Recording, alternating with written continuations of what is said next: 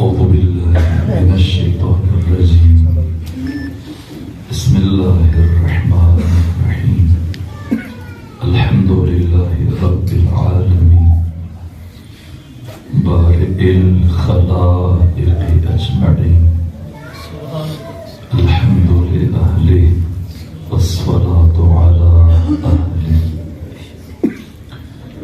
الصلاة والسلام على سيد الأنبياء والمرسلين العبد المؤيد الرسول المسدد المصطفى الأمجد الحبيب الأحمد النبي الأمي المكي المدني السراج المنير الكوكب الدري صاحب الوقار والسكينة المدفون بأرض مدينة سيدنا ونبينا وشفيع ذنوبنا وطبيب قلوبنا وحبيب نفوسنا ومولانا أبي القاسم محمد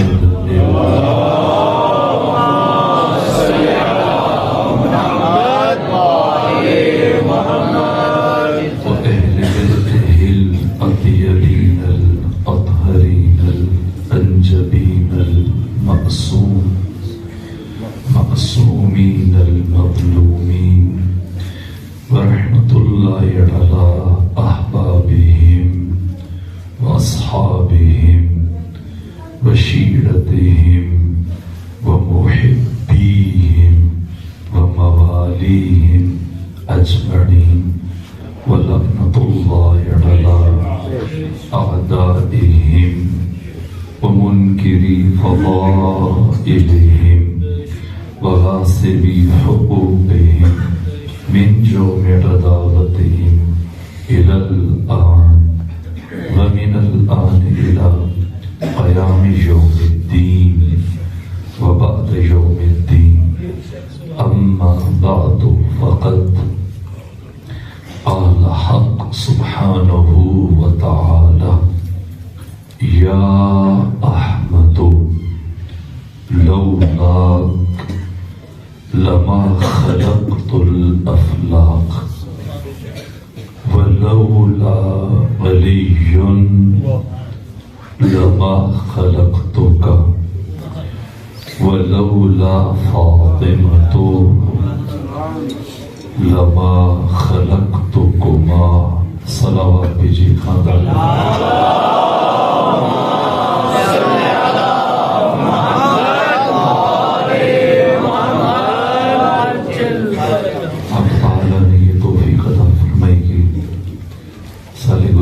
کی مانند اس سال بھی جناب سیدہ کی شہادت کی ان عظیم مجالس میں آپ صاحبان علم و معرفت اور آپ مومنین کے نورانی چہروں کی زیارت کا شرف حاصل ہوا.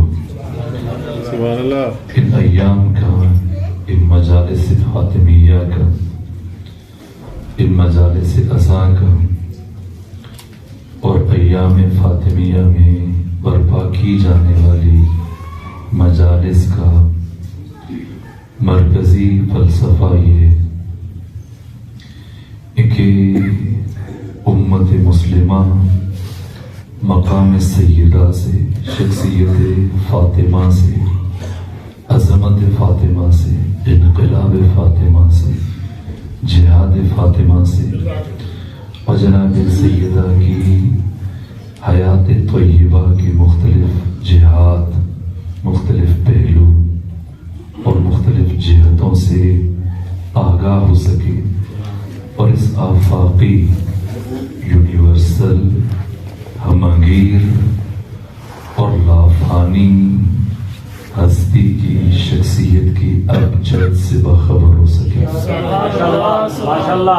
ہم کوشش کریں گے کہ ان 3 دنوں میں سیدہ کی شخصیت کے وہ پہلو جو سال گزشتہ بیان نہ کر سکے وہیں سے اپنی بات آگے بڑھائیں اور پہلوؤں کو آپ جوانوں کی اور بزرگان کی خدمت میں عرض کرنے میں کامیاب ہو جائیں. آج کی حد تک ایک بنیادی بات، ایک ایسی شے، ایک ایسی حقیقت یا ایک ایسی ذات جس کا صرف ایک رخ ہو، جس کا صرف ظاہر ہو اور باطن نہ ہو، جس کا صرف شہود ہو اور غائب نہ ہو، جس کا صرف ملک ہو ملکوت نہ ہو. سبحان اللہ. اس ہستی کی یا اس ذات کی معرفت ممکن ہے کہ بشر اس کی کنہ معرفت تک پہنچ جائے، لیکن ایسی ہستی کے جو ایک ذی مراتب شخصیت ہو،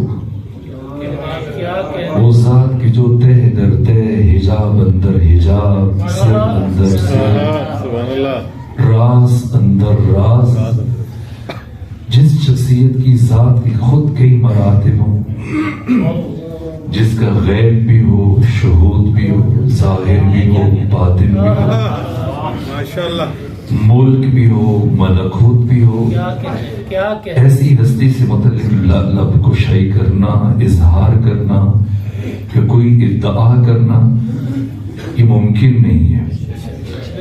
اور ان میں سے بالا ترین ہستی کہ بشر جس ذات کے ادراک سے عاجز ہے وہ ذات فاطمہ زہرا سلام اللہ.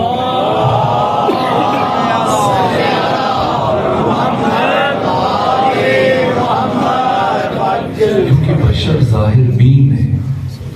جب وہ دیکھتا ہے کہ اللہ قرآن میں اس بی بی کی عزت و عظمت و فضیلت و شرف کو اتنی انفرادیت کے ساتھ بیان کر رہا کہ خود قرآن کے لیے عطا نہیں کہہ رہا، فاطمہ کے لیے عطا کہہ رہا. سبحان اللہ. جو لاکھوں لوگوں کے کلمہ پڑھ کر کفر اور شرک چھوڑ کر مومن بن جانے پر پیغمبر سے یہ کہہ رہے کہ آپ استغفار کر لیں، آپ تسبیح پڑھ لیں. تو فاطمہ کون ہے جن کی اس کائنات پہ آمد پر پروردگار فرمائے تسبیح کافی نہیں ہے، نماز پڑھے، نماز کافی نہیں ہے، اونٹ نہر کرے. تو یہ راز کیا ہے؟ راز ادب فاطمہ.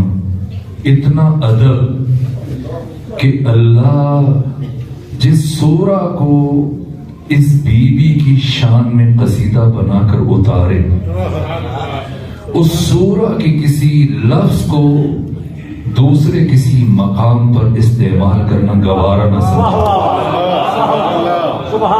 وہ فاطمہ زہرا کہ اگر دوسری سورہ کو اس ہستی کی کسی عمل پر، اس کی روٹیاں تقسیم کرنے پر قصیدہ قرار دے تو یہ ادب فاطمہ کی انتہا ہے کہ ہر جنت کی نعمت کو پروردگار جو پورے قرآن میں ٹکڑوں میں بیان کر رہا ہے اور اس سورہ میں ساری نعمتوں کو اکٹھے بیان کر رہا ہے، لیکن عجیب ہے اس ذات کا ادب، انتہائے ادب کہ ساری نعمتوں کو بیان کر کے ایک نعمت کا ذکر چھوڑ رہا ہے. کون سی نعمت؟ حور جنت. کیوں؟ ادب فاطمہ میں. تو یہ کتنی معظمہ بی بی ہے. تو اب بشر جب سوچتا ہے اور غور کرتا ہے تو وہ اس ادب کے راز کو سمجھنے کی کوشش کرتا ہے کہ ادب فاطمہ کا راز کیا ہے، تعظیم فاطمہ کی حکمت کیا ہے. میرے عزیز و مولا متقیان کا ایک نورانی جملہ ہے ناج البلاغہ میں، فرماتے ہیں کہ کچھ لوگوں کی آنکھیں ان کی عقل میں اور کچھ کی عقل ان کی آنکھوں میں. یعنی کچھ افراد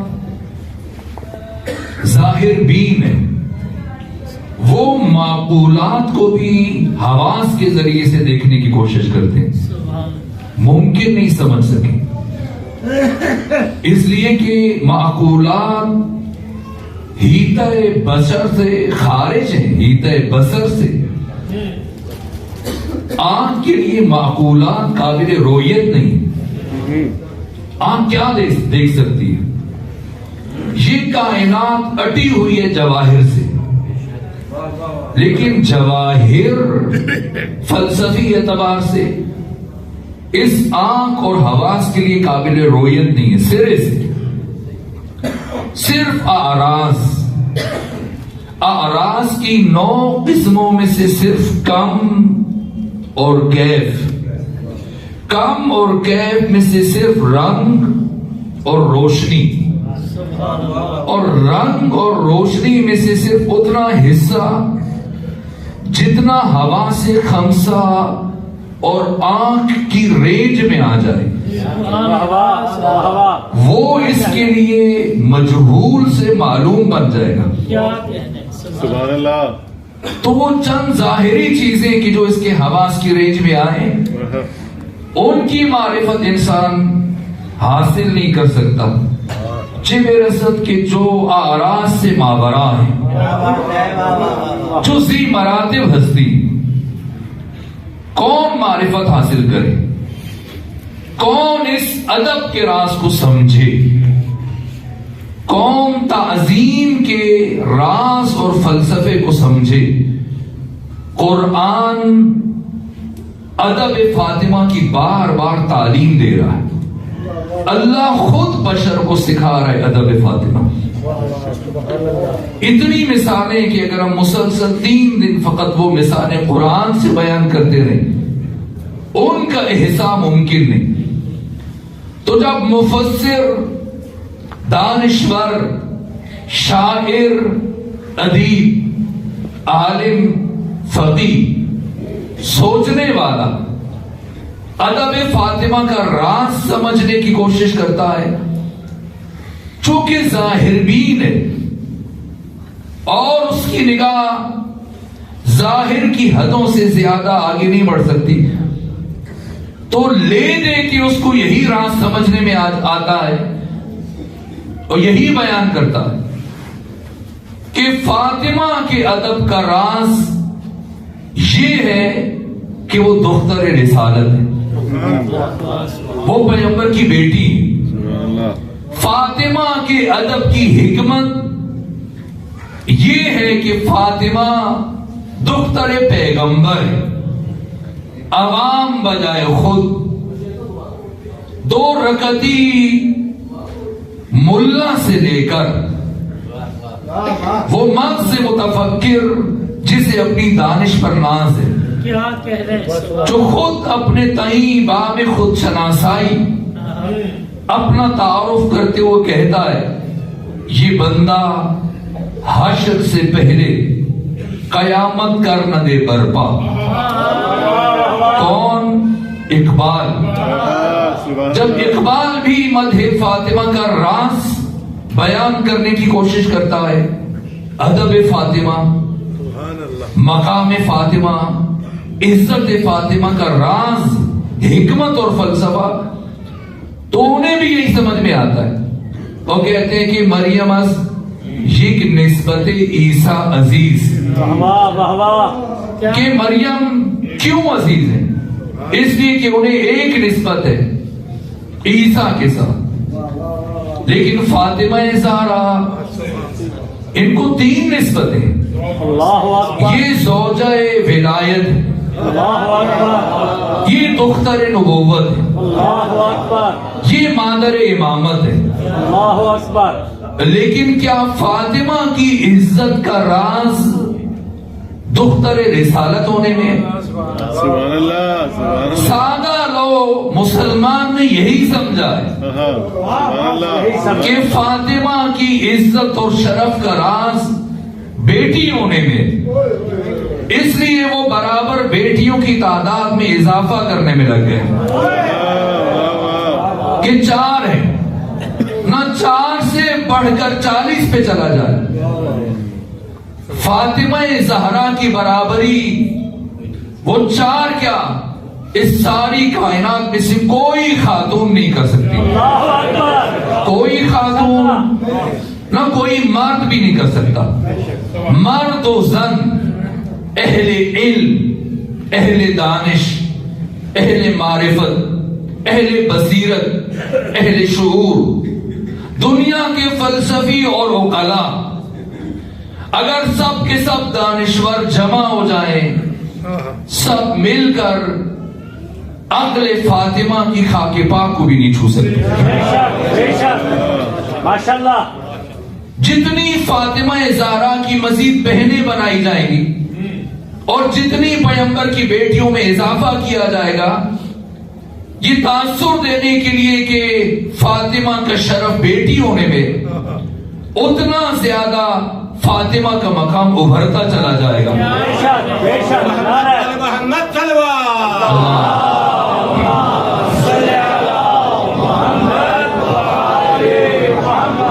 اگر اور بھی بیٹیاں ہیں جب بیٹے ہیں تو پھر سورہ کوثر کسی اور کے لیے کیوں نہیں آیا؟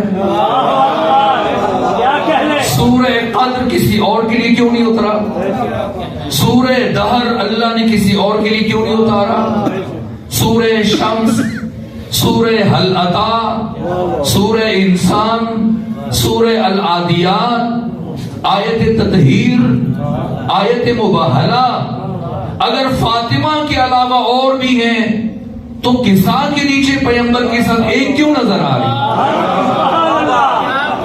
اگر فاطمہ زہرا کے علاوہ اور بھی ہیں تو فاطمہ کے 2 بیٹے، باقی 3 نے کیوں ان سے ایک بیٹا بھی دنیا میں نہیں آیا؟ اس لیے کہ اگر وہ بیٹے بھی بنا دے، بیٹیاں بھی بنا دے، تو وہ زلفیں کہاں سے تھمائیں گے جنہیں پیغمبر مدینے کی گلیوں میں لے کے چلتے؟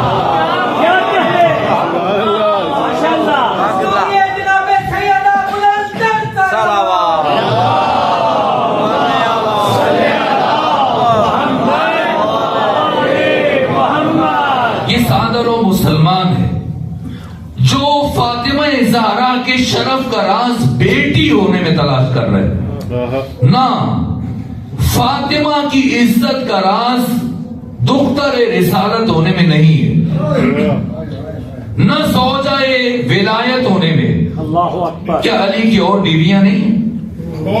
نہ فاطمہ کا راز زوجہ علی ہونے میں نہیں ہے. فاطمہ کا راز مادر امامت ہونے میں نہیں ہے. اگر فاطمہ زہرا اور فاطمہ بنت محمد 11 اماموں کی ماں ہے تو فاطمہ بنت اسد 12 اماموں کی ماں ہے.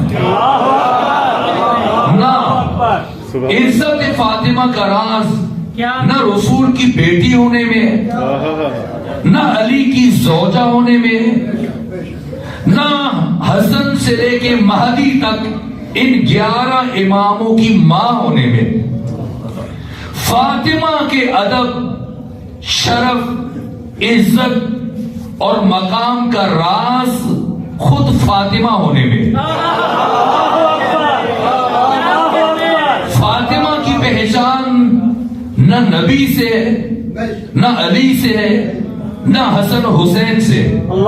فاطمہ زہرا کی پہچان خود فاطمہ ہونے میں.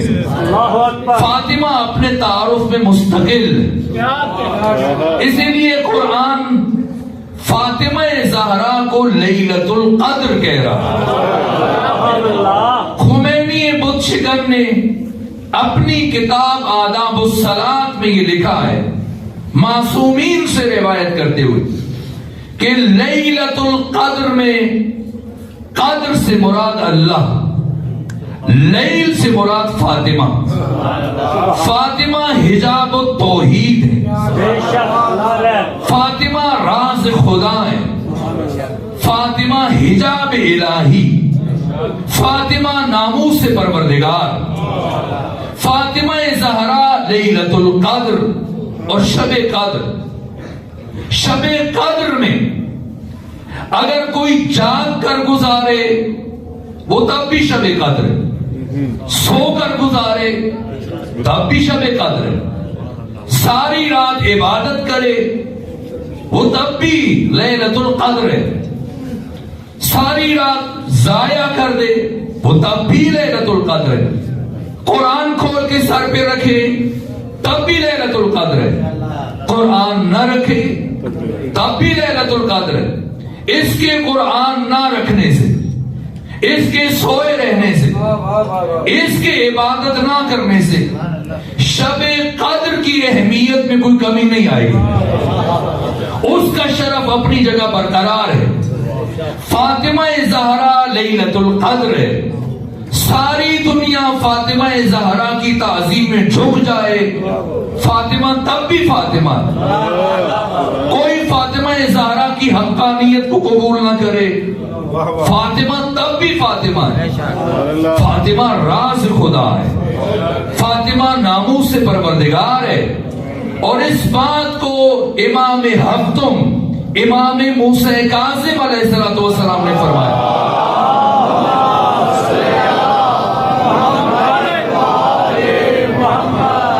جسے حر عاملی نے، شیخ عباس قمی نے، شہید باقر الصدر نے، آیت اللہ قزوینی نے، علامہ مجلسی نے، شیخ توسی نے، سب نے بیان کیا کہ ایک مرتبہ امام موسیٰ کاظم نے فرمایا جب پیغمبر کی زندگی کے آخری ایام آئے تو آخری دنوں میں پیغمبر نے مہاجرین میں سے کچھ افراد کو جمع کیا تھا، انصار میں سے کچھ صحابہ کو چنا اور سب کو اکٹھا کر کے اس جگہ لے آئے جہاں علی اور بطول کا گھر تھا.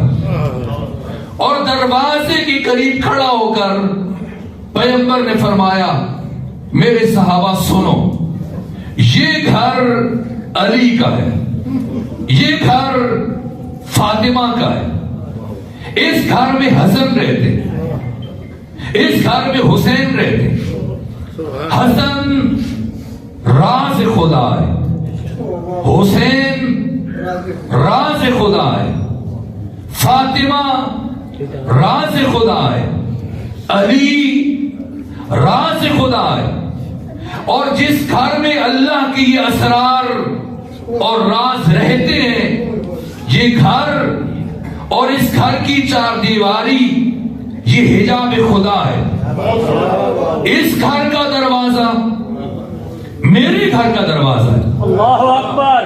جس نے میری زندگی میں اس گھر کے اور دروازے کی حرمت کا خیال رکھا تو وہ ایسا ہے گویا اس نے میری موت کے بعد بھی اس دروازے کے گھر اور اس دروازے اور اس گھر کی حرمت کا خیال رکھا.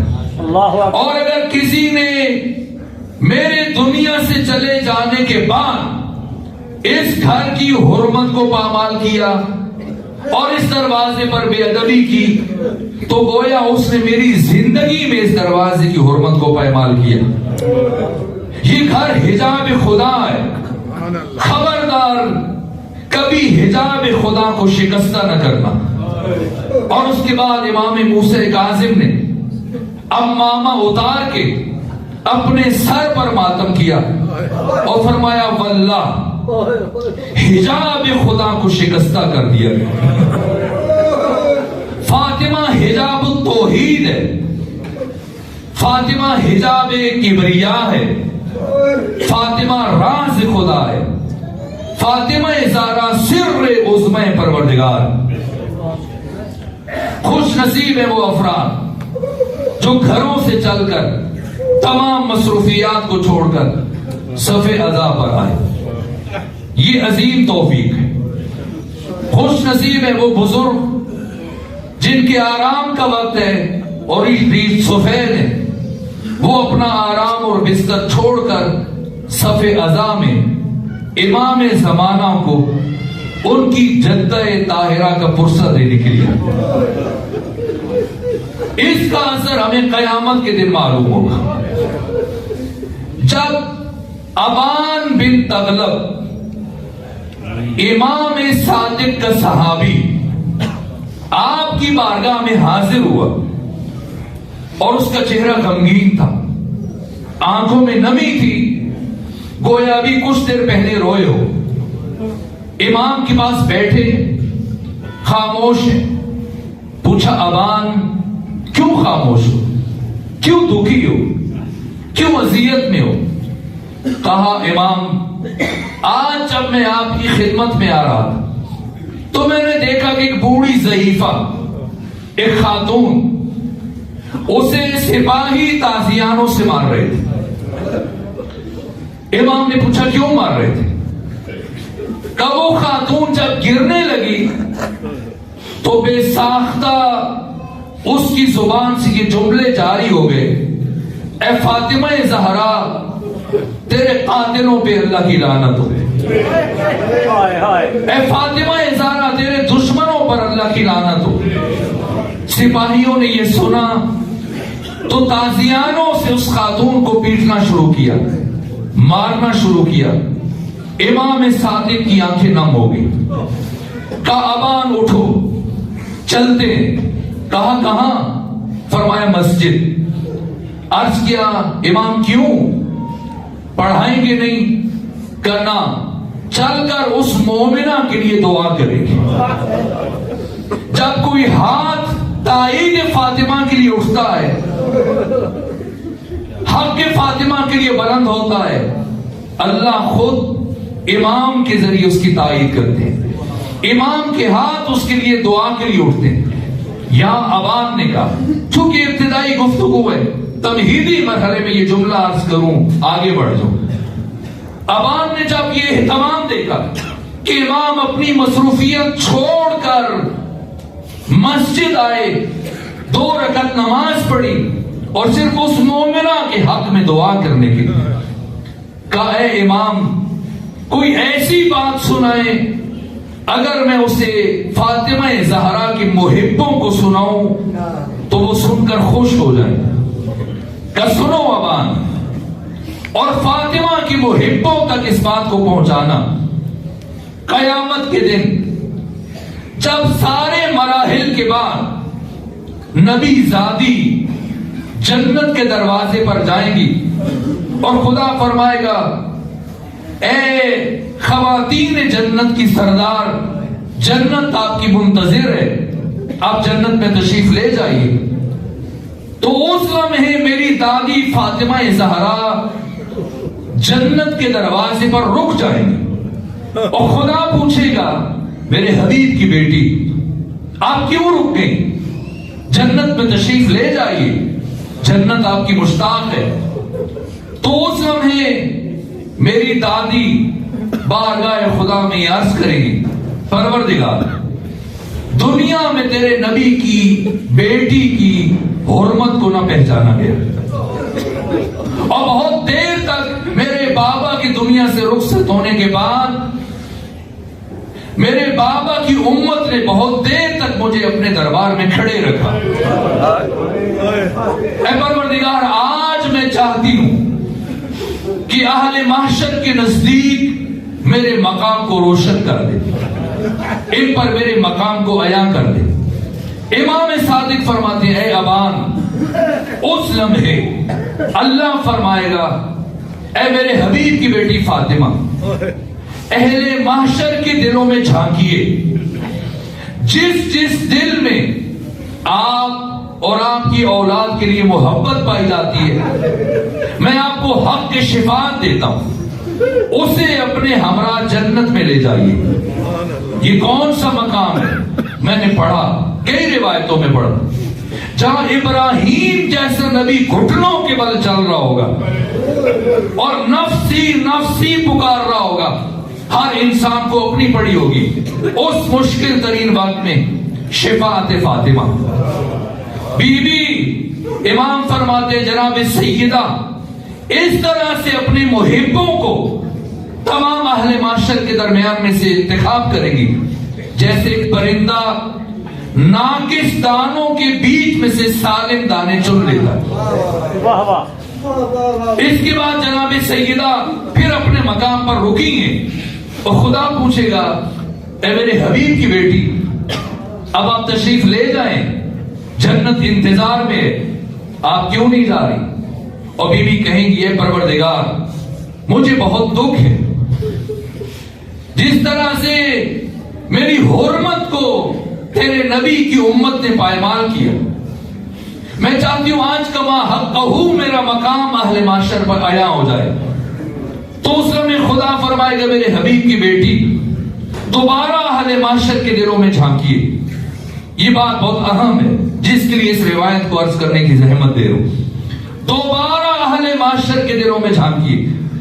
اگر ان باقی بچ جانے والے افراد میں سے کسی نے آپ کے محب کو یا آپ کے بیٹے کے عزادار کو کبھی پانی پلایا ہو، کبھی کھانا کھلایا ہو، کبھی نیا لباس لے کے دیا ہو، یا کبھی اس کی غیبت کو رد کیا ہو کہ اس کی غیبت نہ کرو وہ فاطمہ کا ماننے والا ہے، اس کی غیبت نہ کرو وہ فاطمہ کے بچوں کا محب ہے، تو اے فاطمہ میں آپ کو حق شفاعت دیتا ہوں، اسے بھی اپنے ہمراہ لے جائیے۔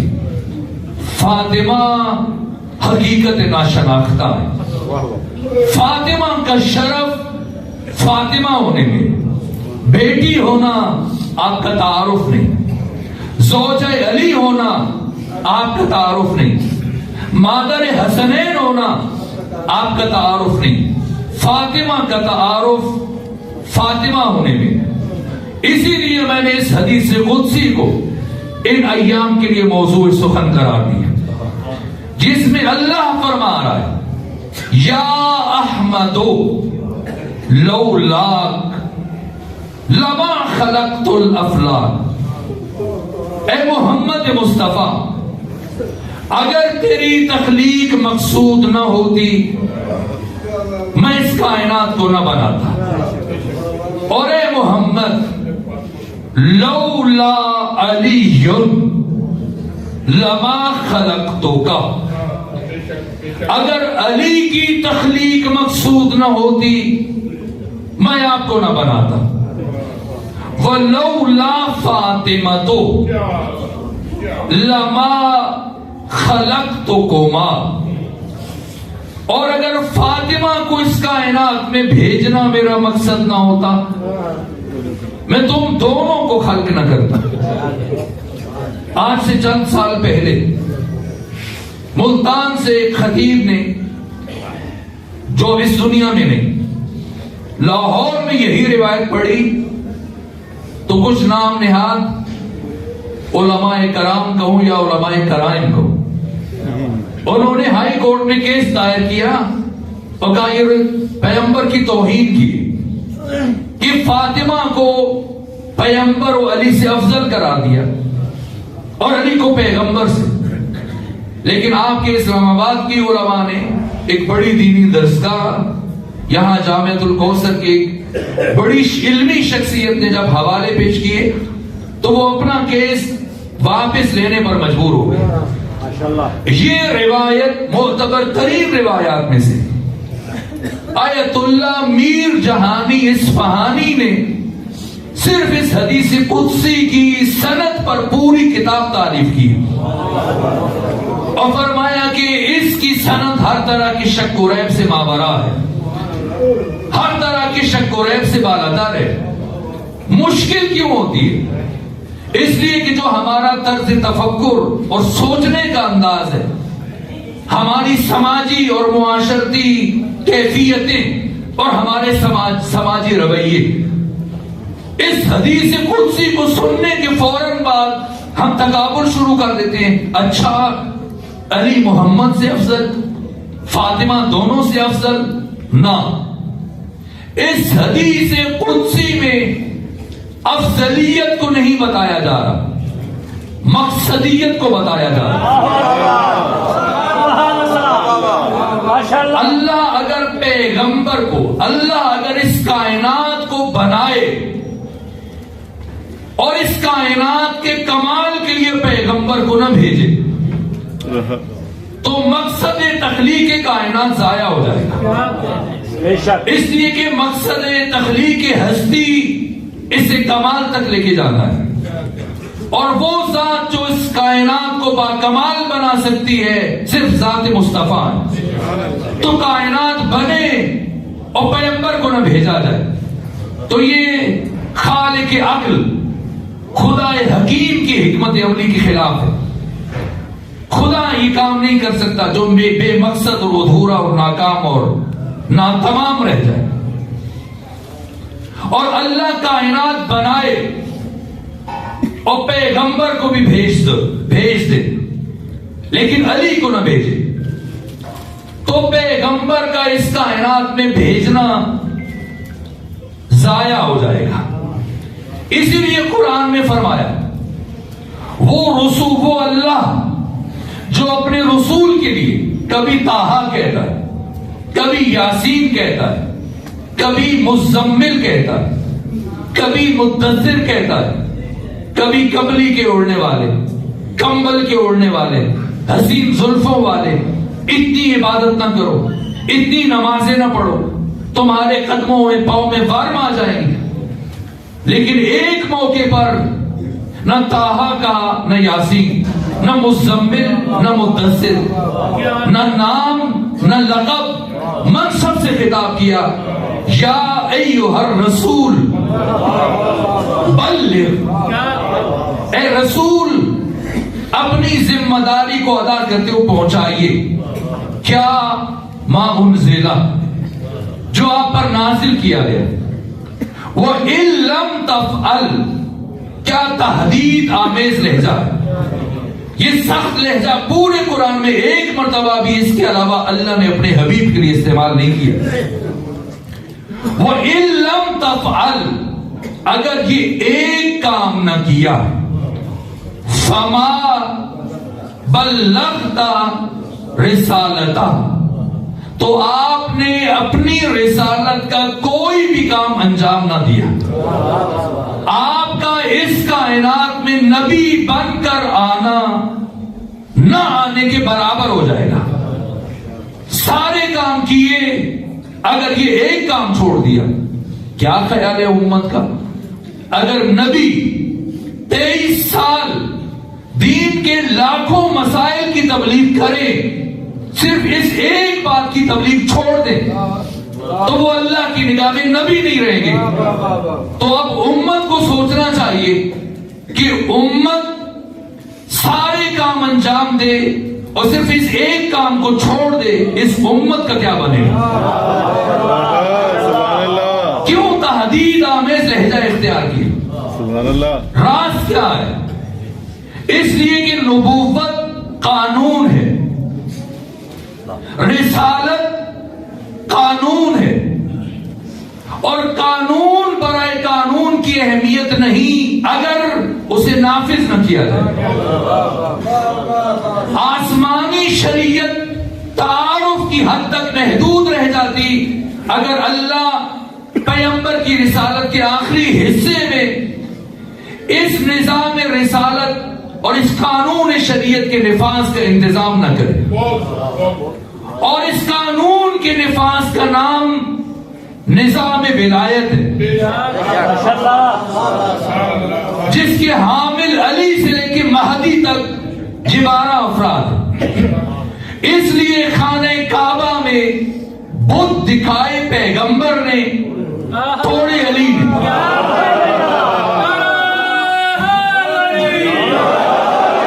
اس لیے کہ پیغمبر کا کام, پیغمبر اس شریعت کا تعارف کریں گے, اس کا نفاذ امامت کے ذمے, ولایت کے ذمے, ولایت قانون الہیہ کے نفاذ کا انتظام. اور جب یہی نظام ولایت خطرے میں آ جائے اور اسے اپنے مسیر سے ہٹا دیا جائے تو اب مشکل یہ ہے کہ 1,24,000 نبیوں کی ساری محنتیں ضائع ہو جائیں, ضائع ہو جائیں. نبوتوں اور رسالتوں کا محافظ نظام ولایت, لیکن خود نظام ولایت جب محرز خطر میں آ جائے اسے کون بچائے؟ کون بچائے؟ تب خلافت کو اس کے مسیر سے ہٹا دیا گیا اور سقیفے میں غدیر کو بھلا دیا گیا. تب اس حالت میں کون ہو جو حق کا دفاع کرے، جو قیامت تک آنے والے باشعور انسانوں تک پیغام غدیر پہنچائے؟ کس کا لہجہ اتنا رسا ہے، کس کی آواز اتنی دور رس ہے، کس کی شخصیت اتنی مضبوط ہے جس کی آواز کو دبایا نہیں جا سکتا؟ انصار وہ قریش کی وقتی منطق کے آگے سرنگوں ہو گئے. عبد الفتاح عبد المقصود نے، معاصر اہل سنت عالم نے اپنی کتاب میں بیعت کا احوال لکھا کہ لوگوں کی کجروی اور عوام کی سادہ لوہی کے باعث اس جلدی میں کچھ مغرض افراد نے مسلمانوں کی اس غفلت کا فائدہ اٹھایا اور ایک شخص کو منصب کے لیے منتخب کیا گیا، اور پھر خلیفہ کے من پسند افراد نے اسے ساتھ لیا، اس کے کندھوں پر ہاتھ رکھے اور اسے مدینے کی گلیوں میں گھمانا شروع کیا، اور جو فرد سامنے آ رہا تھا اس کا ہاتھ کھینچ کر خلیفہ کے ہاتھ پر رکھ دیا جاتا کہ یہ نوزاد خلیفہ ہے، اس کی بیعت کرو. اور جب وہ ہاتھ رکھ لیتا تو اس کے بعد اس سے کہا جاتا کہ تم نے بغیر جبر و اکراہ خلیفہ کی بیعت کی، اب بیعت شکنی کے مسئلے میں محتاط رہنا. اس طرح سے جو بیعت لی گئی، انصار خاموش ہے، جب ہاتھ پہ ہاتھ رکھ دیا اب بات نہیں کر سکتے. مہاجرین خاموش ہے. سب سے بڑا فائدہ جو ان تین افراد کو سقیفے جانے کا ہوا، جس کا حوال میں نے سال گزشتہ بیان کیا، وہ یہ تھا کہ ایک تو انصار کا زور ٹوٹ گیا، اور اگر وہ علی کی حمایت کر سکتے تھے تو ہاتھ پر ہاتھ رکھنے کے بعد اب محروم رہے گئے، اور ان کے آپس میں دو دھڑے بن گئے. اور مہاجرین جب ان تک انصار کی کاروائی پہنچی تو انہیں یہ احساس ہوا کہ خدا کا شکر کہ ہم میں سے یہ تین افراد پہنچ گئے، اگر نہ پہنچتے تو انصار خلیفہ منتخب کر لیتے اور ہم محروم رہ جاتے. تو مہاجرین ان تین افراد کو، خصوصاً ایک فرد کو اپنا محسن خیال کرنے لگے، اور یہ فائدہ ان افراد کو اس کے علاوہ کبھی حاصل نہ ہو سکتا. اس صورتحال سے، اچانک بننے والی صورتحال سے انہوں نے بہترین فائدہ اٹھایا. اور انصار سے جب سیدہ زہرا نے دربار میں شکوہ کیا کہ تمہیں کیا ہو گیا تھا، تم سے تو ہمیں یہ توقع نہیں تھی، تم نے تو ہمیشہ میرے بابا کا ساتھ دیا تھا. کہ نبی ساتھی، ہم اس لیے جمع ہوئے کہ ہم نے غدیر سے لے کر پیغمبر کی وفات تک 70 دنوں میں یہ دیکھ لیا تھا کہ کس طرح سازشیں اور کوششیں ہو رہی ہیں. تو اگر ہم سرعت نہ دکھاتے اور جلدی نہ کرتے تو ہمیں خوف تھا کہ کوئی اور ہم سے پہلے یہ منصب ہم سے لے لیتا، اس لیے ہم سقیفہ میں جمع ہو گئے تھے. تو انصار خاموش، مہاجرین خاموش.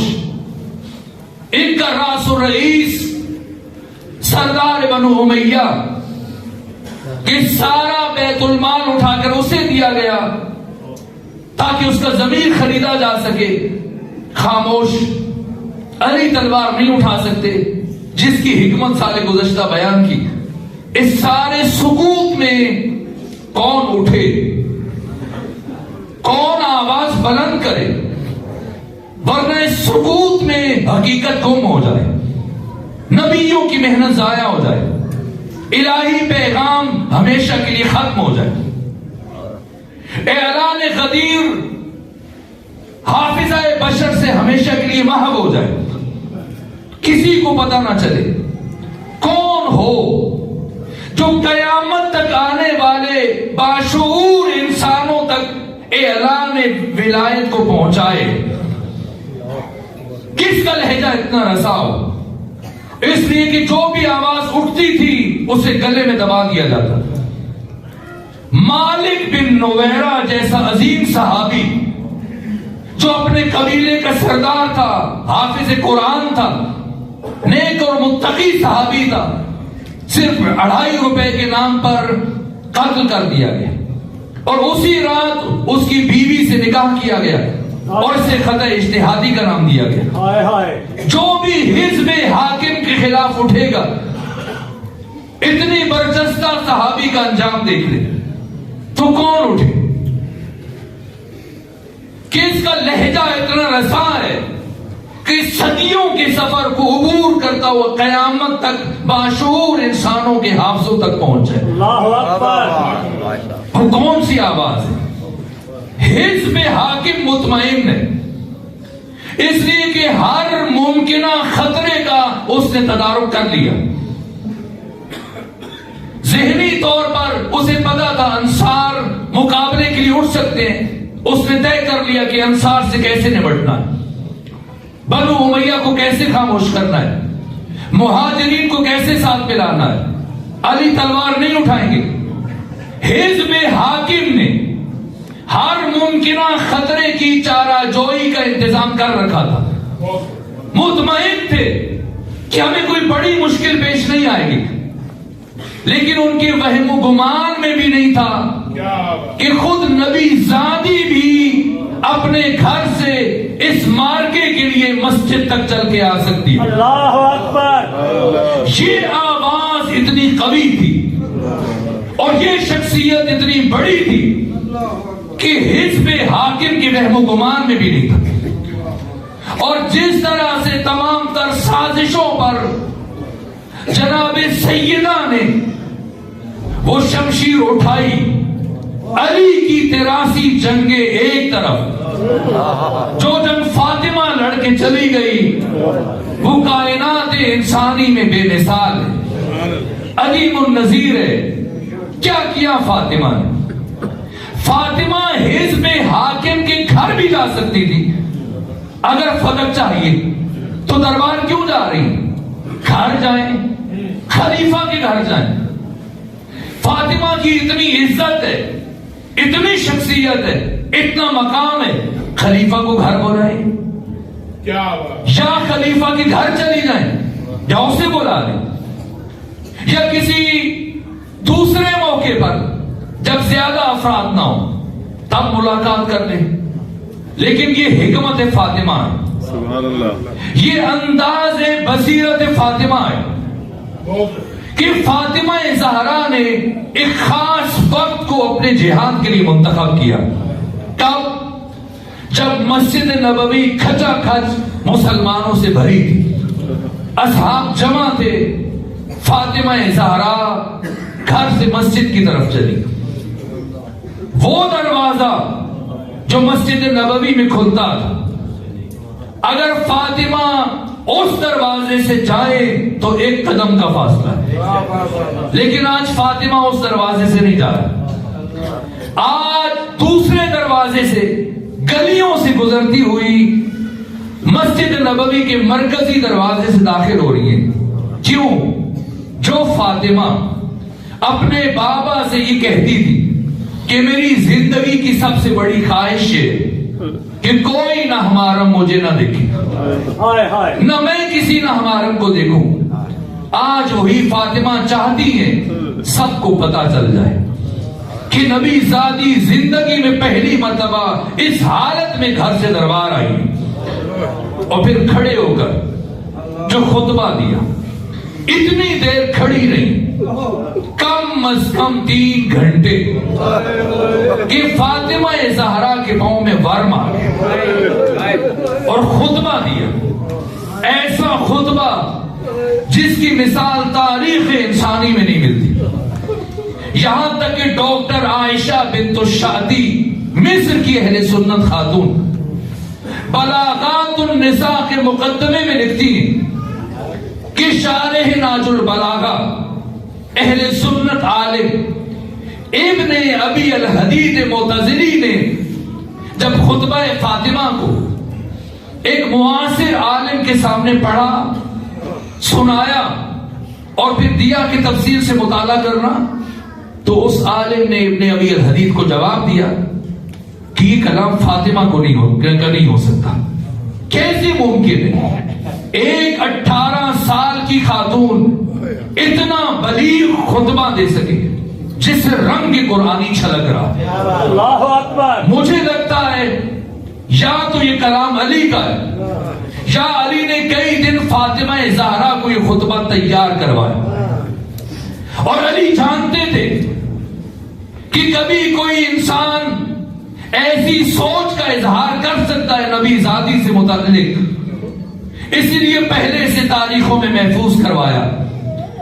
فاطمہ کو پہچانوانے کے لیے علی گھر میں داخل ہوئے، فاطمہ کو سلام کیا اور سلام کے بعد کہا اے نبی زادی، میرا جی چاہتا ہے یہ حقیقت پہنچانے کے لیے واہ واہ، یہ علی مشکل کشا، سبحان کائنات کا ایسا مشکل کشا جس نے 1400 سال پہلے آج کی ہر مشکل اور قیامت تک آنے والی مشکلوں کو بھی بیان کیا، ان کا حل بھی بیان کیا۔ سبحان اللہ۔ علی جانتے تھے کہ کسی کے ذہن میں یہ بات آ سکتی، اس لیے بڑے علماء نے اس بات کو نقل کیا۔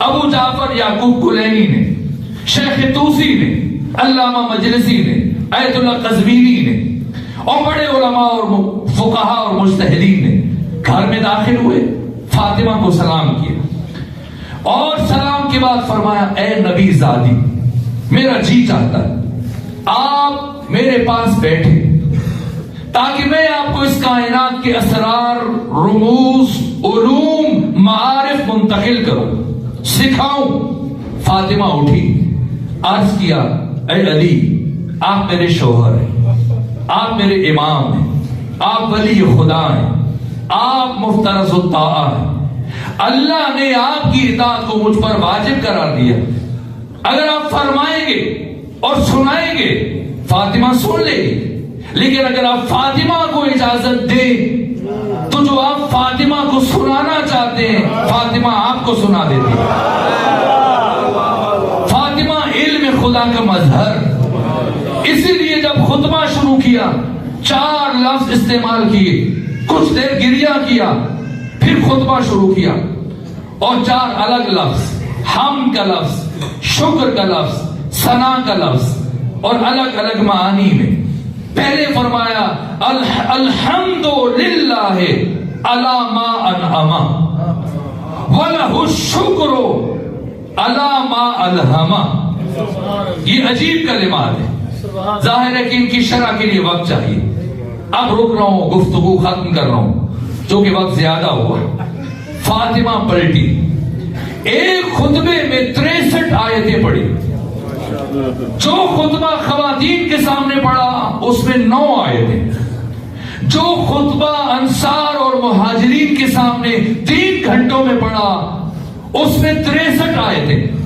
اور اگر آپ خطبہ فاطمہ پڑھیں، وسط میں آیتیں پڑھیں، ہم آیت بیان کرتے ہیں، آیت کا نمبر بتاتے ہیں، سورہ بتاتے ہیں، بات ہماری الگ ہوتی ہے، قرآن کی آیت الگ، واضح، بہت روشن، لیکن یہ کلام فاطمہ کی بلاغت ہے۔ 63 آیتیں یوں پرو دی اپنے کلام میں، یوں سمو دی اپنی گفتگو میں کہ اگر کوئی قرآن نہ جانتا ہو الگ سے تو وہ فرق معلوم نہیں کر پائے گا کہ کون سا کلام خدا ہے، کون سا کلام فاطمہ ہے۔ اتنا بلیغ خطبہ، کیا کیا مراحل بیان کیے میں اشارے کروں گا۔ جب فاطمہ نے خطبہ دیا، یہاں تک کہ حزب حاکم کو لاجواب کر دیا، اتنی آیتیں پڑھی کہ حاکم کے پاس کوئی راستہ نہیں چھوڑا۔ اور کون سی آیت لے کے آئے حاکم؟ اب حدیث پڑھی، نحن معاشر الانبیاء لا نورث ولا نورث، ہم انبیاء کا گروہ نہ کسی کے وارث ہوتے نہ ہمارا کوئی وارث ہوتا ہے۔ سیدہ نے میراث کی آیات پڑھی، کا یہ حکم خاص تھا پچھلے نبیوں کے ساتھ۔ آپ کے بارے میں نے آپ کے بابا سے یہ حدیث سنی، یہ حدیث میں نے پیغمبر سے سنی ہے فاطمہ گواہ لے کر آئے، گواہ، اور سیدہ نے کیا جواب دیا؟ کہا اگر تو یہ سمجھتا ہے کہ کلام مصطفیٰ ہے اور یہ حدیث مصطفیٰ ہے تو حدیث مصطفیٰ کے مقابلے میں گواہ کی کیا حیثیت؟ اللہ اکبر، عجیب جملہ عرض کر رہا ہوں، واہ واہ، اسے اپنے ذہنوں میں محفوظ کیجئے۔ یہ جہاد فاطمی کے مراحل ہیں۔ حزب حاکم کا حدیث بیان کرنے کے بعد فاطمہ زہرا سے گواہوں کا مطالبہ کرنا خود دلیل ہے کہ اسے بیان کرنا حدیث پر اعتماد نہیں ہے۔ سبحان اللہ، اسی لیے کہا جاتا ہے کہ حافظہ نہیں ہوتا جب انسان غلط بیانی کر دے۔ تو اس کے بعد کے مراحل یہاں سیدہ نے ام ایمن کو پیش کیا، اور کیوں اتنی آیتیں کیوں پڑھ رہی ہیں فاطمہ؟ اس لیے کہ 3 دن پہلے جن لوگوں نے قلم دوات نہیں دیا اور کہا ہمارے لیے قرآن کافی ہے، آج فاطمہ اتنا قرآن پڑھ رہی ہیں کہ حزب حاکم قرآن چھوڑنے پر مجبور ہوا واہ واہ، واہ واہ، اور جھوٹی حدیث کا سہارا لے رہے۔ یہاں فاطمہ نے اپنے سلسلے کو اور بڑھایا، اتنا کہ جب باقی لوگوں نے گریہ کرنا شروع کیا تو ان کی دیکھا دیکھی حزب حاکم نے بھی رونا شروع کیا، جو ہنس رہے تھے، جو مسکرا رہے تھے، جو کچھ دیر پہلے قہقے لگا رہے تھے، مسند پر خوشی منا رہے تھے روحی طور پر کہ یہ بڑی اچھی جگہ پر پہنچ گئے۔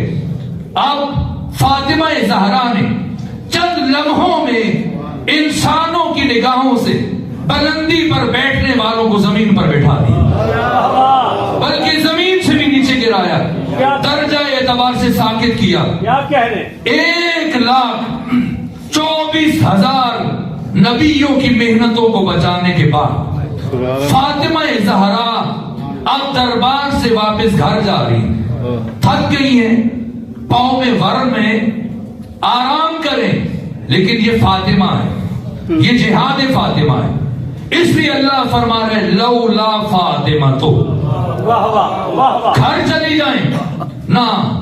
اب ان 90 دنوں میں فاطمہ نے آرام نہیں کیا، اللہ اکبر، خطبہ دیا اتنی دیر کھڑے ہو کر، پھر ایک ایک مہاجر انصار میں سے ایک ایک صحابی کے دروازے پر دستک دی، اور کوئی دروازہ نہ کھلا سوائے معاذ بن جبل کے۔ معاذ بن جبل نے دروازہ کھولا، کہا حکم کرے نبی زادی، کہا اٹھو، غدیر میں جو اعلان سنا اس کی گواہی دو، حق پامال ہو رہا ہے۔ کہ نبی زادی مجھ اکیلے کی گواہی کس کام کی؟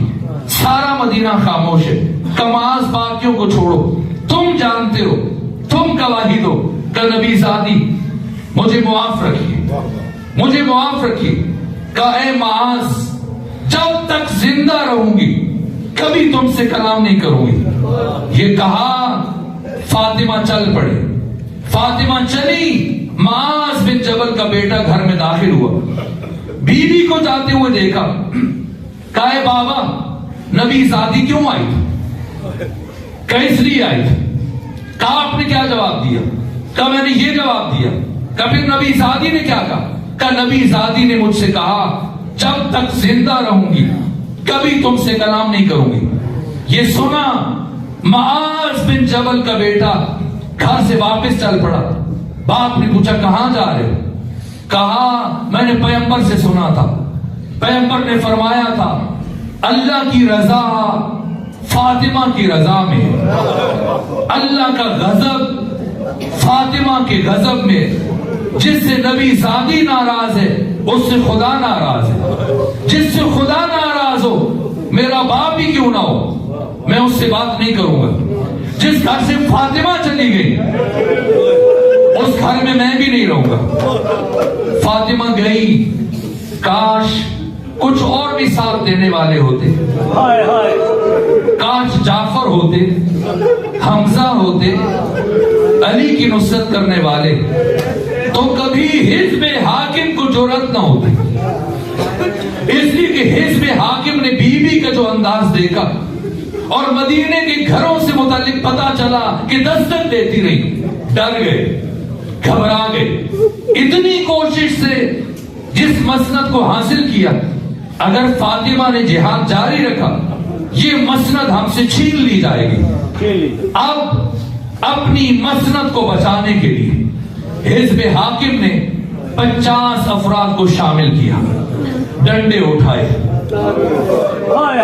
لکڑیاں اٹھائیں, تلواریں اٹھائیں, جلانے کا سامان اٹھایا. میرے عزیزوں, میں آج رک رک کر اطمینان سے اس لیے پڑھ رہا تھا کہ کوئی بات ضائع نہ چلی جائے.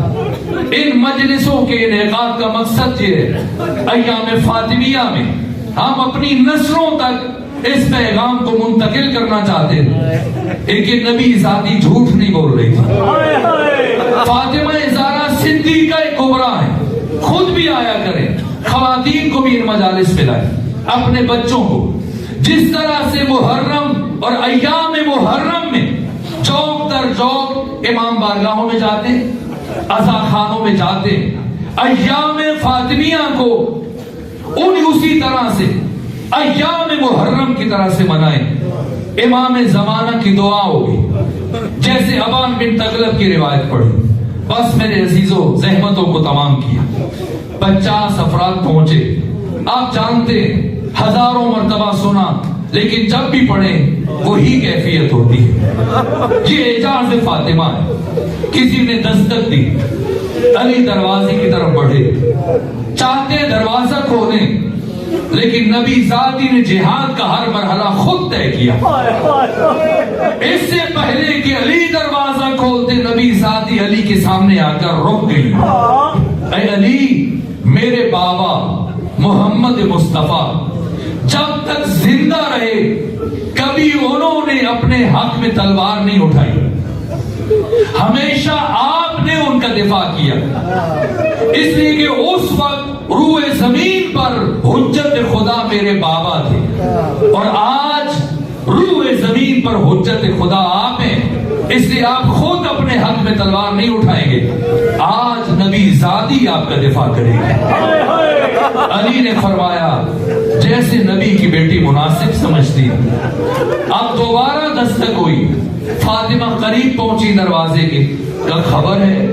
کون سا دروازہ؟ کہ فاطمہ علی کو باہر بھیجیں ورنہ ہم اس دروازے کو آگ لگا دیں گے. تعجب کیا, اس گھر کو آگ لگاؤ گے جس گھر میں تمہارے نبی کی بیٹی رہتی ہے؟ یہاں تک کہ قنفس کو کسی نے اشارہ کیا, آگے بڑھا, آگ لگائی, دروازہ جلنا شروع ہوا. لیکن یہ شخص غصے میں اتنا بفرا ہوا تھا, اس نے دروازہ جلنے کا انتظار نہیں کیا, جلتے ہوئے دروازے کو ٹھوکریں مارنا شروع کی. تھوڑی دیر کے بعد یہ دروازہ گرا. اے راولپنڈی اور اسلام آباد کے غیور مومنوں, اپنے دلوں پر ہاتھ رکھ مجھے بتاؤ, کیا یہ دروازہ زمین پر گرا؟ زمین پر گرا؟ اے کاش زمین پر گرا ہوتا. لیکن میں کیا کروں, امام زمانہ فرماتے میں اس لمحے کو کبھی نہیں بھلا سکتا جب میری دادی فاطمہ زہرا جلتے ہوئے دروازے اور دیوار کے درمیان تھی, اور اس دروازے کی کیل میری دادی کے بازو میں پیوست ہوئی. دروازہ گرا اور فاطمہ کی آواز بلند ہوئی, فضا میری طرف بڑھو کہ میرا محسن شہید ہو چکا ہے. فضا کوشش کرو میرے آقا علی تک یہ خبر نہ پہنچے. بس آخری جملہ عرض کرو, آج 3 ظلم ہوئے فاطمہ پر. ایک, بی بی کا بیٹا شہید ہوا, محسن شہید ہوئے. دوسرا ظلم, پسلیاں ٹوٹ گئی.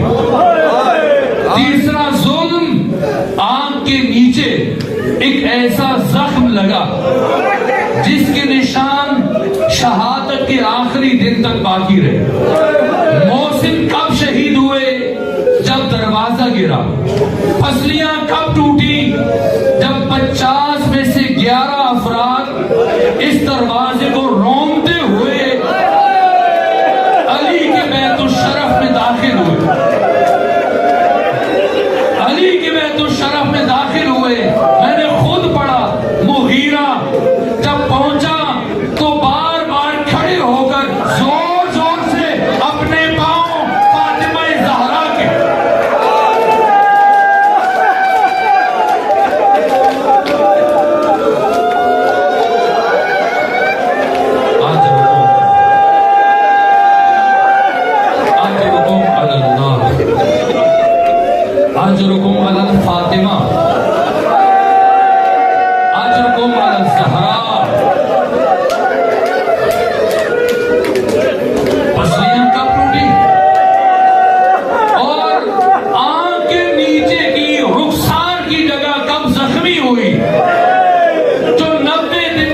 نشان باقی رہے اور فاطمہ زہرا یہ نشان لے کر دنیا سے رخصت ہوئی جب وہ شخص علی کے قریب پہنچ چکا تھا اور چاہتا تھا کہ علی کے گلے میں رسی ڈالے. عجب جہاد فاطمہ ہے. اس دوران فاطمہ زہرا نے جب دیکھا کوئی شخص علی کی طرف بڑھ رہا ہے اور قریب پہنچ رہا ہے اور فاطمہ دیکھ رہی ہے یہ جسارت کرے گا, امامت کے گلے میں رسی ڈالے گا, اس حال میں ٹوٹی ہوئی پسلیوں کے ساتھ جب بیٹا شہید ہو چکا تھا, فاطمہ زہرا نے خود یا فضہ کی مدد سے خود کو دروازے کے نیچے سے اٹھایا, اٹھی اور اس سے پہلے کہ وہ شخص اور علی سے قریب چاہتا, علی اور اس شخص کے درمیان کھڑی ہو گئی اور پھر فرمایا اے فلاں, فاطمہ زہرا کی زندگی میں تو قیامت تک علی تک نہیں پہنچ پائے گا. اس شخص نے کہا اے نبی زادی درمیان سے ہٹ جا,